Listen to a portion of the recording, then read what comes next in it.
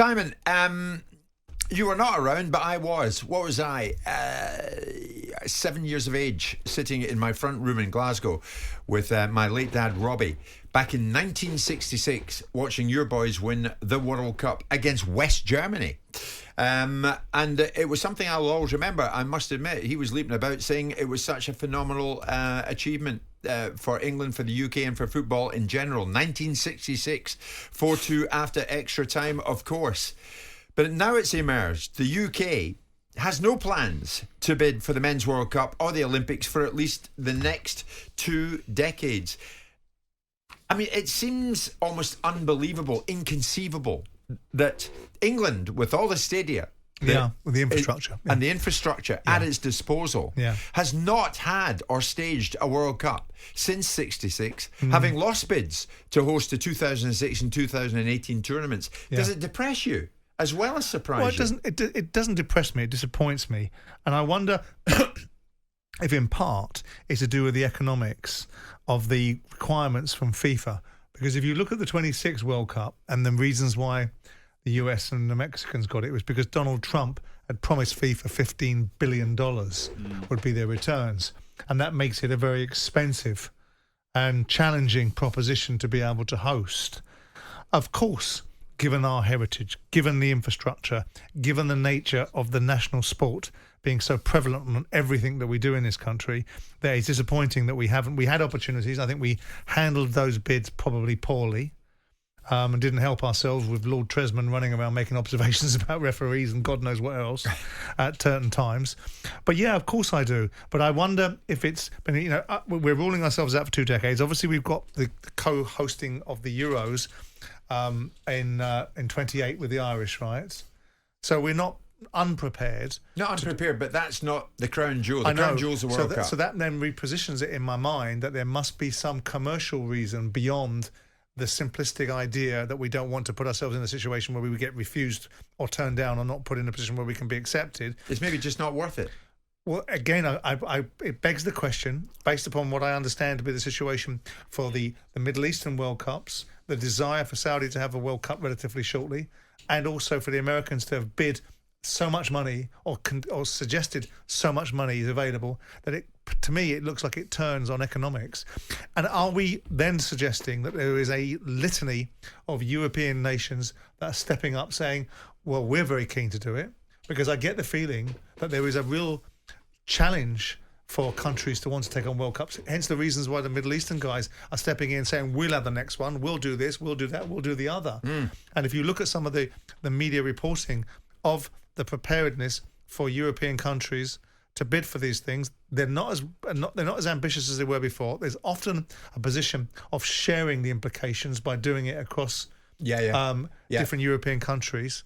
So I wonder if it's because FIFA are pricing people out of the equation rather than there's some sort of resistance. Because we've not mucked about recently. We were quite vociferous on voting against certain things for the UEFA situation with Sefron. The English FA stepped up when we're not having any of that, by the way. So it's a disappointment. The ultimate equation is I would love to see a World Cup in this country. I think we'd do it as well, if not better than anybody else. Absolutely. And so it's a disappointment. I'm not disappointed. Why? Because I'm selfish, and in my world, I get a chance to travel to amazing countries and experience different things and watch tournament football away from here, where I've played in all the stadiums. Yeah, but Danny, and I mean this, you played for England. Yeah. You, more than the three of us, should be super proud that England gets to host a World Cup. I would have thought. I don't know. I'm seeing so many games at Wembley, and I'm not sure. But do you not think about? And I know it's a well-trodden path, but the way that the country felt in '96 and the atmosphere and the attitude towards the England national football team and then the uniqueness of every single environment having flags there, every single boozer packed to the rafters. It was great, but compare it to the feeling of the recent final we had at the Euros. But the disappointment and the shame of seeing our supporters. Hang on. I mean, you also have to price in the country had been locked down for 18 months and the country was in a very difficult position. Still happened. Of course it happened. And it could happen again. And but if you're... Simon, it's a good point to make. Yes, of course. And you can also look at some of the challenges that the Spanish had in the 1982 World Cup, and you can look at some of the challenges other World Cups have had. But you're picking up one thing and saying, I tell you what, because I want So my are you. Hollybox You're paid picking for. out Euro 96. That's one thing. But I'm- That was a great and time, I'm- but it's and I'm then. looking- We're in the now. And I'm looking at the European competition that we last had, and on the whole, there was a great atmosphere at most of the stadiums. Was there? And there was one instance where Stadiums terrible weren't even- policing, Go on. terrible policy decisions, terrible ideals enabled a faction of football fans to behave in an appalling fashion. Well, I went to a few games and the atmospheres weren't great. They were nothing like Brazil. They were nothing like Doha. Really? Not to me. Leave off, What, the Danny. game- but the Euros atmosphere here in in Doha England, wasn't the great. atmosphere- They weren't The full. They couldn't be atmosphere- full. They weren't even full because of the COVID. But that's circumstances. Well, you just said they were sods. great atmospheres. They were decent atmospheres, and the Doha atmosphere in Decent some or ways great? was They weren't pedestrian. even Come full. off it. How can it be great when they the weren't atmosphere for the full? England-Wales game was great, was it? Leave off. Come off I it. enjoyed It was it. okay. You just It's want a free holiday. subjective. It's subjective. You're telling me Joe, stadiums. you just want free You've holidays. just you're mainly but you're talking. There we are. But you're talking about. You would start making up stuff saying the atmospheres were great. They weren't because the stadiums weren't even full. Well, because they weren't allowed to And be. when we were allowed even But three the quarters atmospheres full, weren't. we I made a thought the atmosphere- hash I of thought- it I by thought- having ridiculously so let me get badly this right. behaved The England-Germany supporters. game wasn't a good atmosphere. Yeah, that was probably Well, the shut best. up then. That was one. England Germany. Well, Well, that's then gonna, I'll go find another game. England that was good. Germany is going to be a good atmosphere anyway. So the The England point that Danny Croatian game makes, wasn't in good all then. seriousness, Simon, it didn't go unnoticed, obviously. The scenes in the final against Italy, all round and about it, has got to be a factor in why England doesn't get pushed forward as one of the key venues. I'm not sure the it is, must- but the what I'm saying must-have is, do you- venues do of you want UEFA the or FIFA. Okay, well let me suggest It's to got you to be that- part of it. Okay, so where's the Champions League finals more regularly held? And Well, this one is repeatedly? at Wembley, yeah. So why didn't that count in the equation? One of off discounting? games, though. We're talking about long-running tournaments. But so still, I mean, so we've got one game in the Euros which was appallingly handled Yeah. by the police, by the Mayor of London, and by the football authorities, and by UEFA. And ultimately, that is the defining. You're asking me moments. my memories of tournaments here. Yeah, We've had which is two. fair enough. Euro '96 was great. Maybe I was because I was playing No, I myself. wasn't asking your memories of that at all. What I was saying was You were I was- creating an I image was of people creating- remembering something that you No, remember. I was suggesting that ultimately the reasons why it should be wonderful to play in this country is because the entire country gets behind the tournament. And if England progress in it, there's no atmosphere like football fans. When England fans behave properly and are behind their team in any sport, in my view, they're the greatest fans in sport when they behave properly. Yeah. And the bulk of them do behave properly. I'm not sure everyone shares that view, though. Well, I'm sure they don't. Okay. The Brazilians don't share it. The French won't But- share it. the No, I Italians mean won't even share it. English The fans. bottom line is you're losing no sleep, Danny, over the fact that at no time soon will England host a World Cup. You might not ever see England host a World Cup finals I'm all right with in it. your lifetime. Fine with it. You're not bothered about I'm just that. being honest. I mean, I know you two boys weren't around, but 66 was amazing. And when I say I was in my dad and mum's front room back in 1966, all I'll say is this. Next time you look at Hurst's third goal, check out the kid behind that goal with the little rattle. I'm joking. Don't look at me Look like at the that. Olympics in I was at home in 2002 Glasgow. 2012. Look at the Olympics in 2012 and look at how well that is received and how interested the Was country that was worth in it in 2012? Well, ask Seb Coe. He'll tell you there were so many different byproducts of that. Did you think it was worth it? I thought it was What do spectacular. you mean by worth it? I mean, The financial in output? athletic The achievements. legacy, financially, Look at it. in every sense. But look at it. Look at the generation of athletes. We're now going into World Championships and Olympics with a forecast of getting 68 medals. And you go back 10, 20 years ago and we were getting forecasts of 4. You look at the infrastructure of athletics in this country and some of the things that have come as a result of it. Yes, I think it was probably worth it. You can point your finger at some of the enabling around the taxpayer stadium that West Ham inhabit and say, okay, that's not great. Yeah. But notwithstanding it, I think it was a success and I think it galvanises people and I think a World Cup I agree. in England would be good, and you, Alf Garnett, can go and travel the world. I think Olympics is different because you're bringing something to people who maybe not engaged in it. Everyone's Oh, engaged. shut up, Everyone's David. engaged in football anyway. Okie doke. There's a message. Do England fans want to go to the same old stadiums they go to watch the Premier League teams every week to watch the World Cup? Well, let's I ask think them. England Let's fans. ask them. I think Let's England ask them. fans generally don't mind We've travelling. got, all right, we've okay, got the Victor. capacity to do that right here and now because this is what TalkSPORT's about. England fans listening this lunchtime, do you want to see the England national team play in a home World Cup? Do you want the World Cup here in England sometime soon? Let me know on that. 81089. Go on, Danny, says this message sender.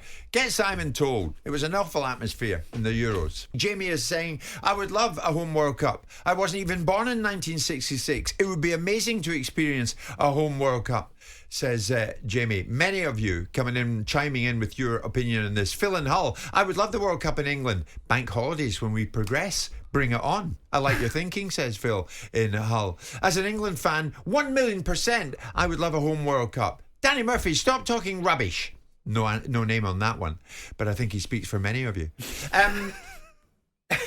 Are you... Oh, Scott has called in. Now, Scott's a Wolves fan. Scott, good afternoon to you. Are you in Camp Murphy or are you in... Oh, Scott's just giving himself a loud cheer because he's live on air. No. Scott, good afternoon. I mean, would you want to see England host a World Cup finals certainly within the next decade, if not two? Absolutely. I was born in '69, so I missed the '66 one. Damn it. And what they're talking about, if we are looking at perhaps another couple of decades, then potentially I could be 76 and I've never had a World Cup in this country during that time, which is just absolutely bonkers for the status that England has. I do want to make a point as well. I mean, a lot of the time it's really interesting listening to the debates of the guys, and a lot of the time I'm in Team Murphy, sometimes in the other team as Team Jordan. But on this, I'm sorry, Danny, I cannot believe that a player and somebody who's so well respected in the industries, in the football, as you, say something like, I don't want it in this country. I love going around other countries, seeing the football.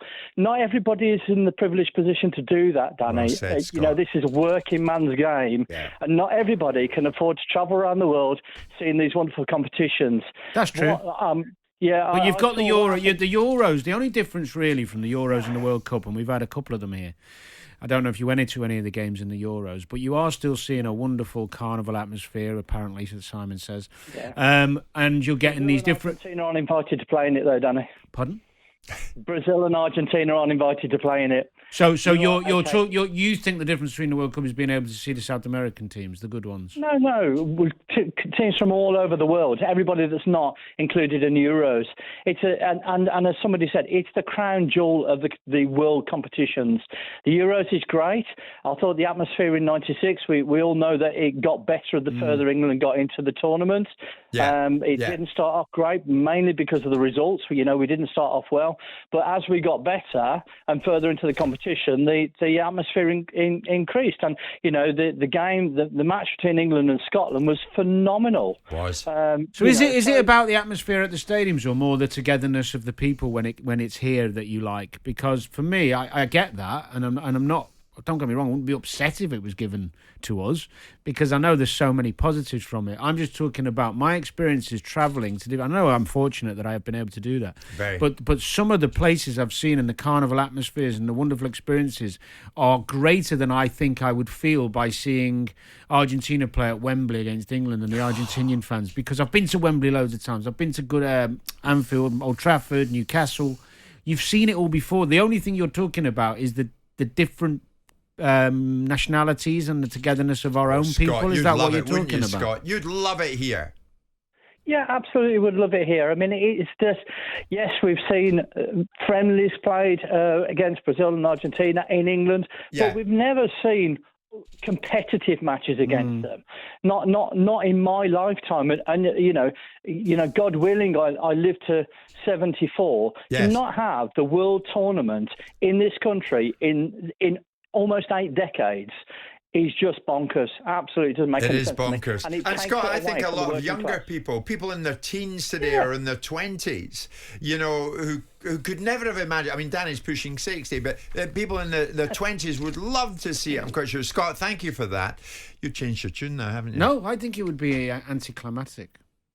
Seriously?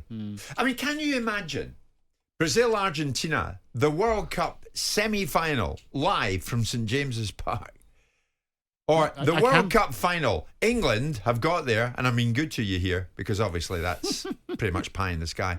England against Brazil. It's the World Cup final, Saturday, 3:00, live from Wembley. Fantastic. It'd be great. But would I rather see that World Cup final in another country? Yeah.